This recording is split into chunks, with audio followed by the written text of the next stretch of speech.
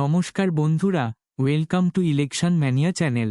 আজ আমরা আলোচনা করব 252 নম্বর বাঁকুড়া বিধানসভা কেন্দ্র নিয়ে।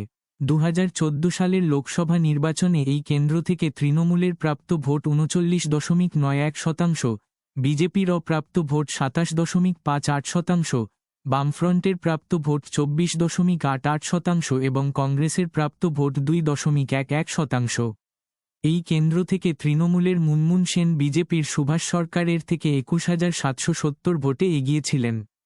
2016 সালের বিধানসভা নির্বাচনে এই কেন্দ্র থেকে তৃণমূলের প্রাপ্ত ভোট 41.93%, বিজেপির প্রাপ্ত ভোট 10.46%, বামফ্রন্ট ও কংগ্রেসের মিলিত প্রাপ্ত ভোট 42.45%। এই কেন্দ্র থেকে কংগ্রেসের দরিপা শম্পা তৃণমূলের মিনতি মিশ্রকে 1029 ভোটে পরাজিত করেন।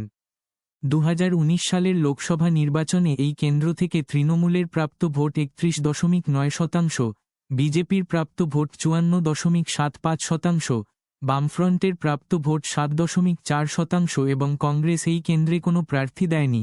এই কেন্দ্র থেকে বিজেপির সুভাষ সরকার তৃণমূলের সুব্রত মুখার্জির থেকে 46,776 ভোটে এগিয়েছিলেন।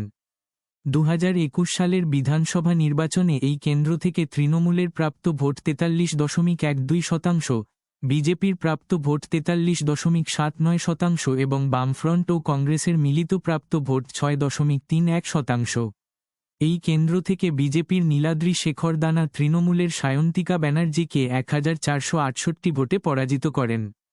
2024 সালের লোকসভা নির্বাচনে এই কেন্দ্র থেকে তৃণমূলের প্রাপ্ত ভোট 40.25%, বিজেপির প্রাপ্ত ভোট 47.77%, বামফ্রন্টের প্রাপ্ত ভোট 6.95% ও কংগ্রেস এই কেন্দ্রে কোনো প্রার্থী দেয়নি।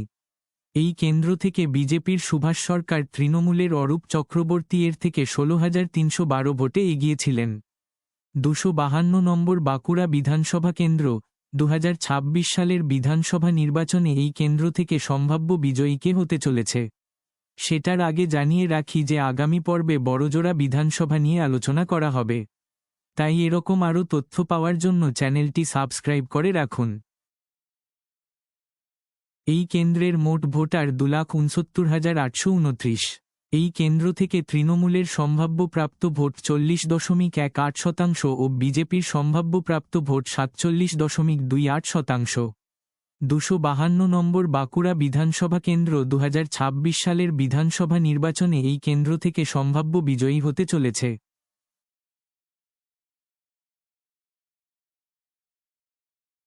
এখন পর্যন্ত আলোচিত 111টি কেন্দ্রের ফলাফল।